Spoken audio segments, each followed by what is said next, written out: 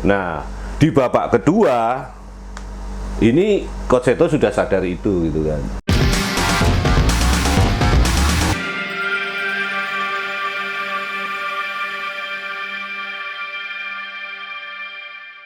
Ya, selamat pagi, siang, sore, malam, Ali. Ya, kembali ketemu dengan saya. Tadi malam kita tahu semua semifinal leg pertama di Stadion Maguwarjo, PSS menjamu Borneo FC dan skornya 0-2. PSS ketinggalan ya, 0-2 dari tamunya Borneo FC. Tapi ini memang masih leg pertama, masih ada leg kedua. Hanya saja kita juga harus melihat seperti apa sih gambaran pertandingan tadi malam dan penampilan dari PSS Sleman ini. Jadi di luar dugaan, Borneo ini di awal pertandingan ini langsung melakukan high pressure ya terhadap lini belakang PSS. Nah, ini kemungkinan besar karena apa? Karena pelatih Borneo si Milomir Selcija ini sudah mempelajari betul gaya permainan dan karakter dari PSS Sleman yang ditangani Seto ini. Memang dari sisi penampilan ini PSS Sleman memang sedikit mengejutkan ya bagi calon-calon kontestan di Liga 1 musim ini kan, sehingga benar-benar gaya PSS Sleman ini sekarang mulai dipelajari oleh tim-tim itu. Nah, tadi malam Borneo itu benar-benar menerapkan kontra strategi dalam pertandingan menghadapi PSS Sleman. Mereka sadar bahwa PSS Sleman ini bermain dengan gaya yang berbeda dibanding tim-tim yang lain gitu kan. Makanya Borneo sendiri tadi malam berbeda gayanya dengan gaya yang biasa dia mainkan di penyisian grup ataupun di babak perempat final sebelumnya gitu kan. Nah, kondisi ini menarik karena apa? Karena di satu sisi PSS ini mulai diperhitungkan oleh tim-tim lain gitu kan. Kemungkinan besar begini, tim lain ini penasarannya kenapa PSS kok bisa sampai ke semifinal, Seto kok bisa membawa timnya ke semifinal. Dia merupakan satu-satunya pelatih lokal ya yang bisa menembus dominasi pelatih-pelatih asing yang ada di Indonesia gitu kan. Dan dari 4 kontestan di semifinal ini kan Seto hanya Seto saja pelatih lokal yang bisa membawa timnya masuk ke semifinal. Nah, ini mungkin benar-benar dipelajari dah. Tadi malam PSS ini ketemu yang namanya kontra strategi gitu. Nah, kontra strategi itu apa? Nanti kita coba akan menganalisis sama-sama ya. Jadi begini, naga-naganya pelatih Borneo ini mempelajari gaya permainannya PSS ini sudah terlihat saat press conference hari sebelumnya. Jadi si Milomir Selcija ini dengan terang-terangan bahwa saat jumpa pers di situ ada juga Coach Seto, terang-terangan dia memuji permainan PSS ini. Dan pujian ini saya pikir bukan hanya lip service dari Milo ke Seto gitu kan. Karena apa? Karena Milo saya pikir dia tertarik dan dia penasaran dengan gaya permainan yang dikembangkan oleh PSS ini, sehingga dia secara terbuka menyatakan bahwa Seto ini mampu membawa warna lain bagi PSS Sleman selama penyisian grup hingga sampai ke semifinal. Nah, kontra strategi seperti apa sih yang dimainkan oleh Borneo tadi malam? Jadi Borneo ini melakukan high pressing.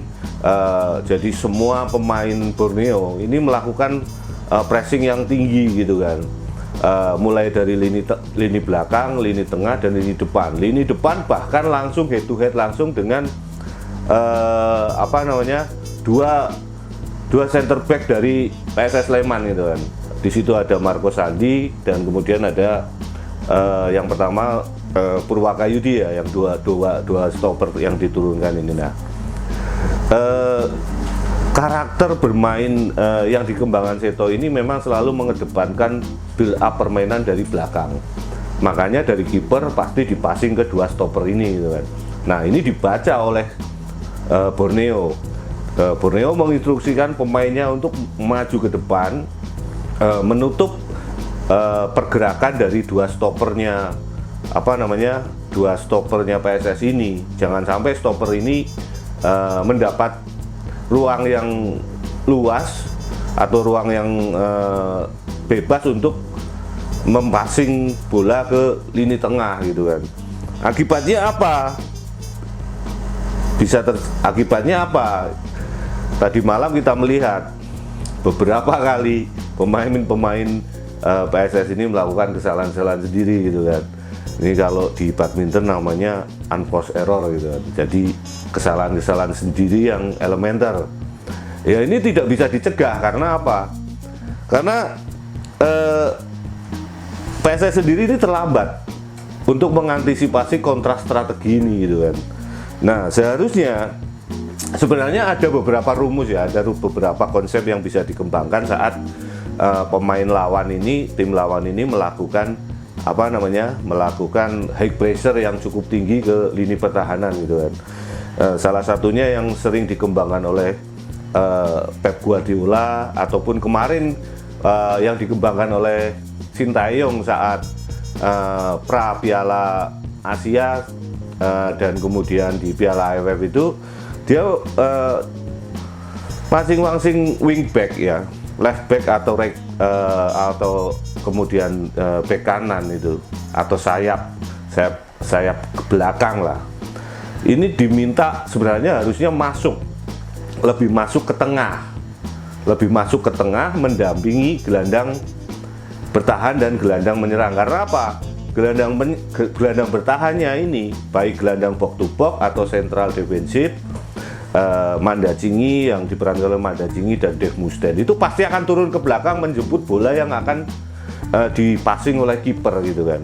Nah, dengan turunnya dua gelandang ini, otomatis di lini tengah ini akan menjadi kosong hingga meninggalkan Si Valente di tengah. Nah, kalau misalnya dua wingback PSS ini masuk ke dalam artian itu masuk geser aja dari tepi lapangan, dia posisinya agak masuk gitu kan, masuk mendampingi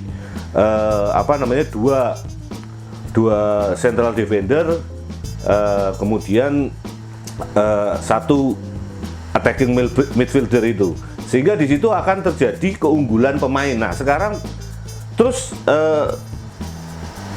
sayapnya ini bagaimana gitu kan pertanyaan. Nah, sayapnya ini agak mundur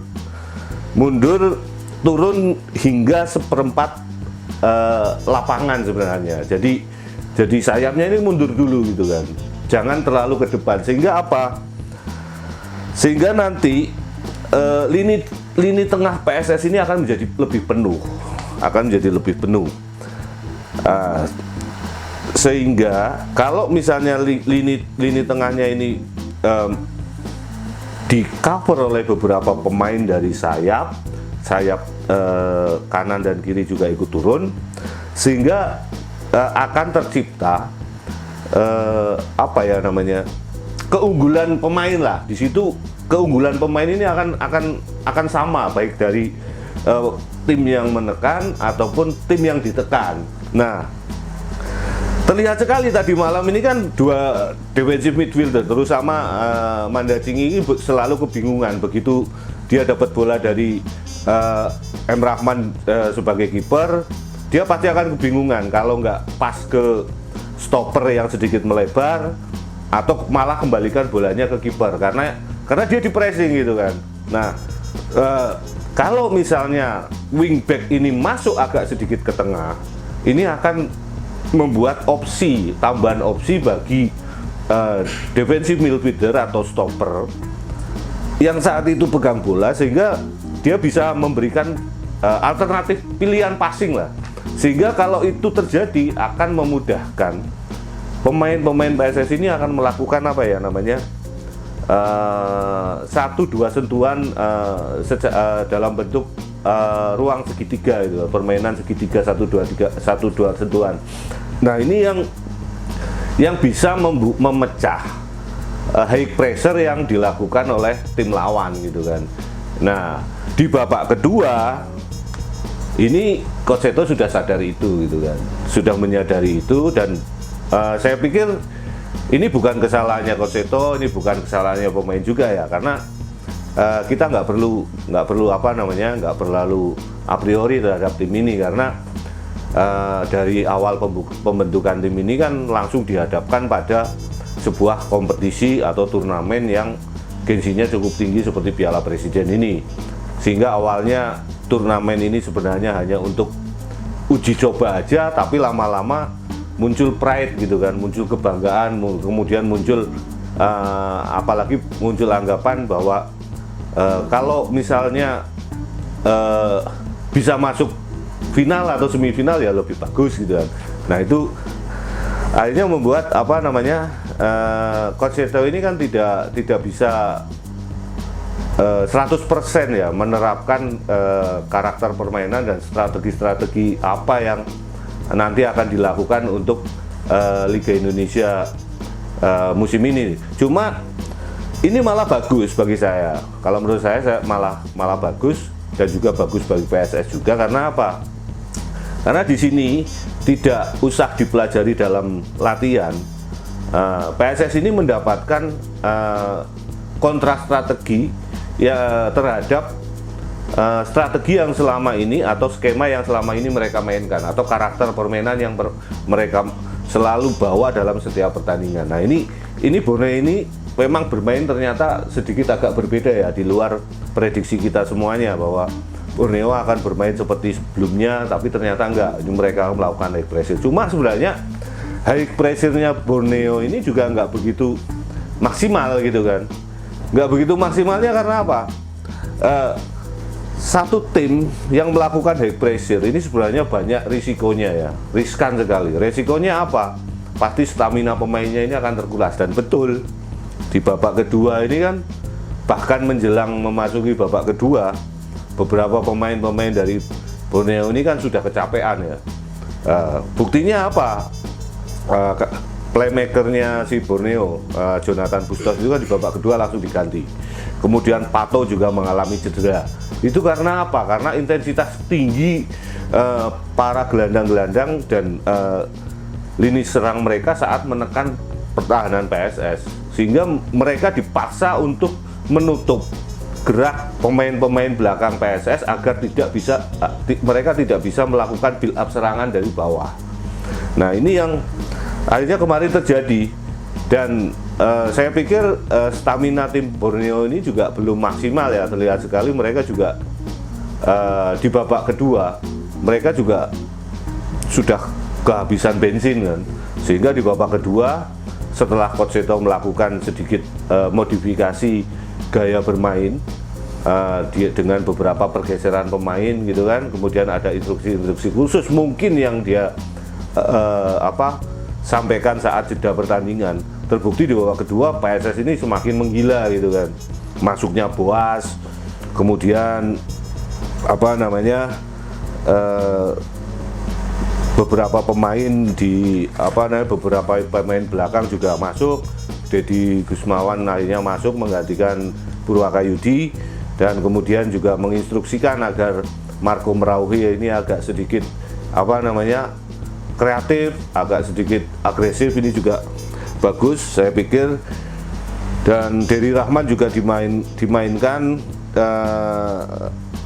Ricky Suryawan agak sedikit didorong ke depan dengan menarik Ricky Dwi digantikan oleh Boas. Ini saya pikir juga tadi malam sebuah solusi yang cukup bagus dari PSS ya. Buktinya apa?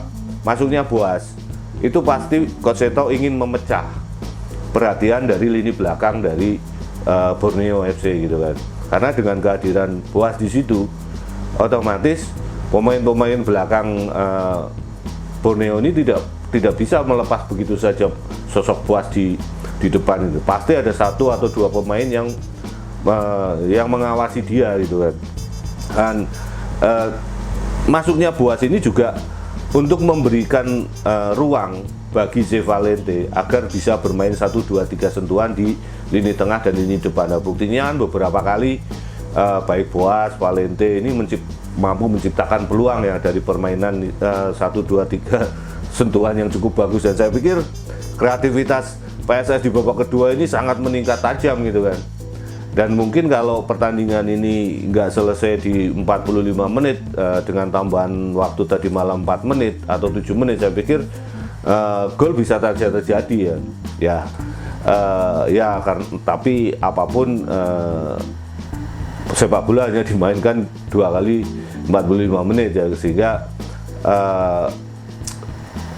perubahan gaya permainan dan kemudian bagaimana pemain-pemain PSS ini bereaksi agak sedikit terlambat untuk mengejar ketinggalan, karena dengan posisi sudah unggul 2-0 apalagi bermain tandang, otomatis para pemain Borneo ini lebih di atas angin. Dalam artian begini, mereka bisa tampil lepas, kemudian mereka juga cukup menutup ruang gerak pemain-pemain dari PSS saja, tidak melakukan pelanggaran-pelanggaran yang cukup berat, dan mereka terlihat sekali mengamankan hasil di 2-0 di babak pertama, dan mereka berharap tidak kebobolan di babak kedua, dan ternyata strategi ini cukup berhasil lah. Buktinya di pertandingan di lepas pertandingannya beberapa pemain Borneo ini juga begitu gembira ya.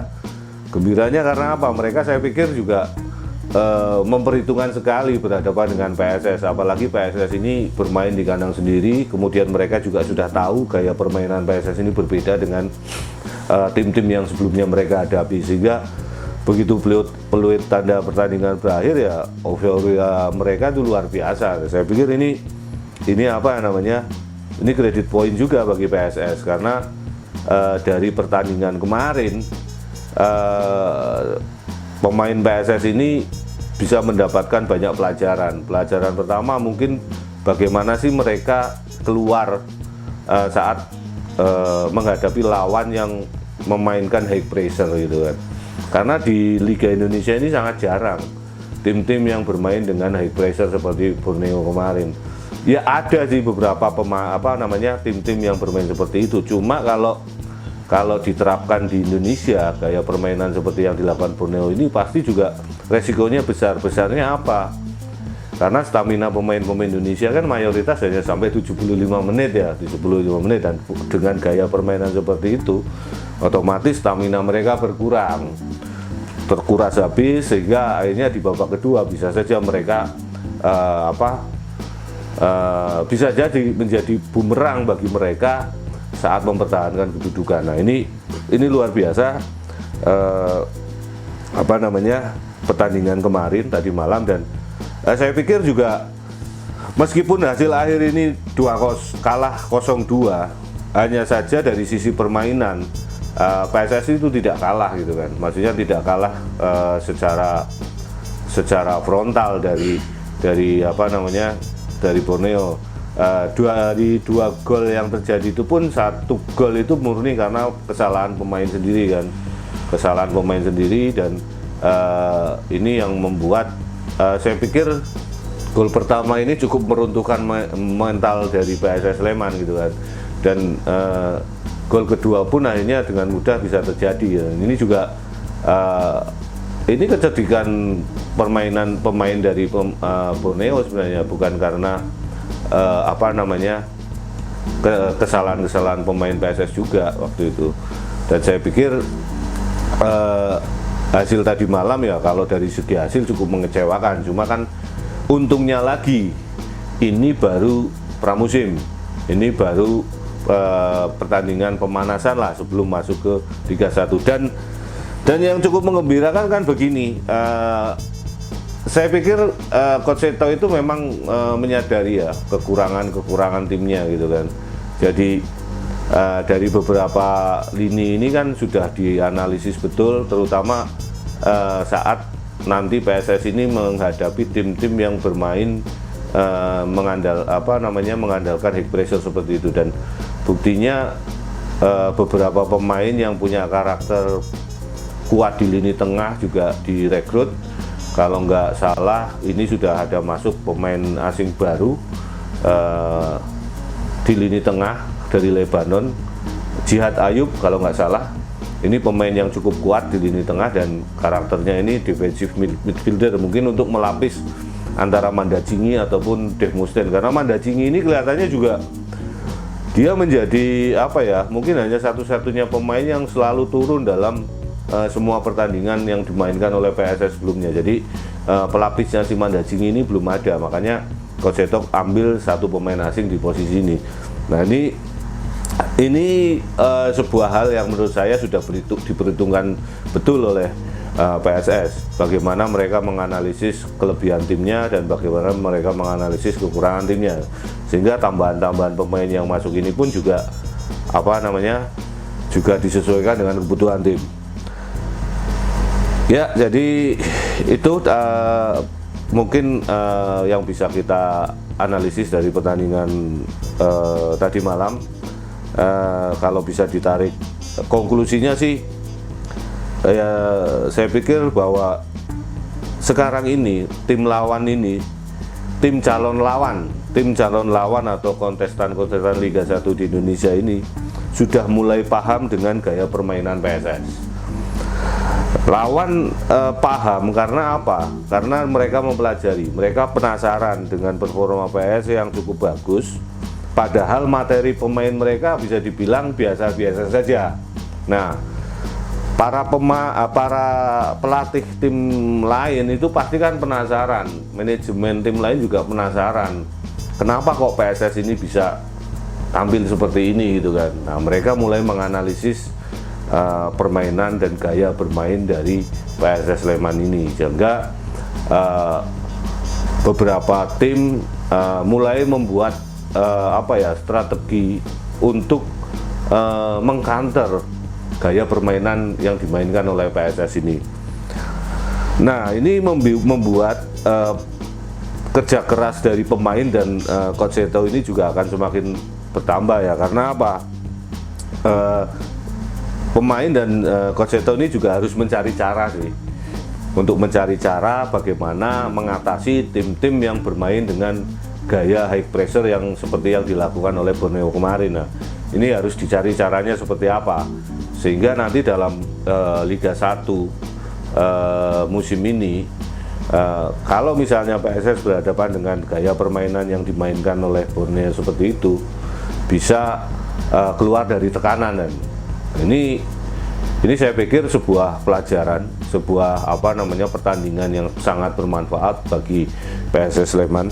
Dan saya pikir juga tadi malam meskipun kalah dengan skor 0-2, tapi saya pikir PSS Fan, Slemania ataupun BCS juga tidak terlalu kecewa dengan hasil itu, karena kita lihat sendiri apalagi di babak kedua dan di babak pertama pun juga sama.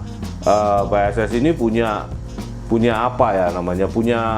niat sebenarnya. Mereka itu punya niat untuk memenangkan pertandingan ini. Jadi ini yang penting sebenarnya. Karena apa? Kalau tim nggak punya semangat seperti ini akan repot gitu kan. Jadi mereka tetap fight meskipun sudah ketinggalan, tidak panik, meskipun mereka juga di bawah dukungan sekitar 24.000 supporter tadi malam. Saya pikir lebih lah itu. Saya pikir lebih karena dari kondisi tribun itu terlihat sekali hampir nggak ada ruang yang tersisa ya di tribun yang ada di Stadion Maguwarjo. Jadi meskipun ini hasilnya secara hasil tidak menggembirakan, agak sedikit mengecewakan, cuma dari sisi permainan saya pikir juga ini sebuah sebuah hal yang cukup bisa kita nikmati lah. Jadi kalaupun kita kalah, kalaupun PSS kalah, kalahnya pun juga dengan terhormat, maksudnya kalahnya bahwa tim ini sudah berusaha keras gitu kan. Dan saya pikir tadi malam pemain pelatih ini juga sudah berusaha keras, bahkan ada beberapa pemain yang saya pikir melewati batas-batas kenormalan dia dalam bermain gitu. Maksudnya dia mengerahkan segala kinerjanya, meskipun sebenarnya batasnya ini ada di level ini, tapi dia tetap berusaha untuk tampil melebihi itu. Kita bisa melihat dari lini tengah, saya pikir Jose Valente yang baru bermain di, mungkin ini pertandingan ketiga atau keempatnya ya, mungkin keempatnya. Dia juga sudah terlihat bagaimana kualitasnya. Teman-teman supporter juga bisa menilai kualitas pemain ini seperti apa, kemudian gaya permainannya juga seperti apa, semangatnya juga seperti apa. Nah, ini bagus. Dalam artian untuk kedepannya pemain-pemain seperti ini juga harus bisa menginspirasi seluruh semangat para punggawa yang ada di PSS Sleman, karena dia cukup bagus, dia cukup ngotot, dan dia nggak pantang menyerah ya, meskipun dia di pressing, di tackle dan sebagainya, dia tetap bangun. Dan saya juga sedikit surprise dengan penampilan dia, karena dari beberapa tackle yang saya lihat, tackle-nya juga cukup keras, tapi kondisi fisiknya dia juga cukup bagus gitu kan. Nah, kita belum melihat bagaimana permainan satu striker asing yang belum diturunkan juga tadi malam. Sampai pertandingan tadi malam ini juga belum diturunkan, dan pemain barunya juga belum masuk dalam line up ataupun dari pemain yang masuk cadangan. Nah, saya pikir Coach Seto juga akan akan memainkan para pemain-pemain ini saat kondisi mereka ini sudah masuk masuk level yang pantas untuk dimainkan. Jadi nggak terburu-buru ini. Nah, saya pikir ada strategi khusus yang nanti disiapkan Coach Seto untuk dua pemain asing yang akan masuk lagi gitu kan. Nah, ini menarik. Dan kalau dari perbandingan tim saya pikir Borneo ini timnya sudah komplit, timnya sudah terbangun, dan kemungkinan juga tidak ada tambahan pemain baru baik asing ataupun pemain lokal. Nah, di PSS ini kan masih ada beberapa ruang-ruang ataupun sisi-sisi yang belum dieksplorasi ya dengan kedatangan pemain baru. Nah, ini saya pikir kelebihannya PSS itu di situ. PSS ini timnya belum komplit, belum maksimal, sementara menghadapi Borneo yang tampil komplit, tampil full tim, PSS ini masih bisa memberikan perlawanan, bahkan merepotkan gitu kan. Ya, mungkin itu saja teman-teman Slemania, PSS fans, kemudian BCS, nggak usah berkecil hati, masih ada leg kedua. Kalaupun nanti di leg kedua hasilnya juga dari sisi skor tidak memuaskan, tapi saya masih penasaran. Saya masih pengen melihat permainan PSS ini seperti apa. Bermain tandang di Kalimantan dengan jeda waktu yang cukup sempit ini. Karena nanti PSS juga main dalam rentang waktu yang cukup pendek ya. Tanggal 11 ya. Nah, 11 ini kan otomatis mungkin hari ini sekarang tanggal 8. Hari ini pemain PSS mungkin sudah harus terbang ke Samarinda ya, untuk mempersiapkan diri menghadapi Borneo. Dan saya pikir juga persiapannya juga mepet banget, karena tanggal 10 kan Idul Adha menurut kalender pemerintah ini kan. Jadi tanggal 10 Idul Adha mungkin mereka juga tidak bisa maksimal untuk berlatih di Kalimantan, tapi ya kita lihat semua lah, ini menjadi menjadi jawaban nanti seperti apa sih permainan PSS di leg kedua ini. Oke, mungkin begitu saja analisis dari kami.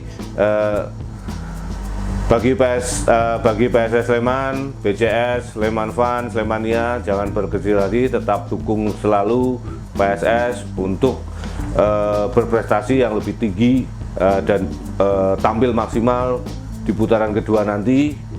Dan yang kedua, untuk semua supporter, saya pikir ini masih berproses ya tim kita ini, sehingga perlu kita harus tetap dukung apapun hasilnya gitu kan. Percayalah pada manajemen dan Coach Seto yang selalu bekerja untuk membangun tim ini. Oke, terima kasih. Ali.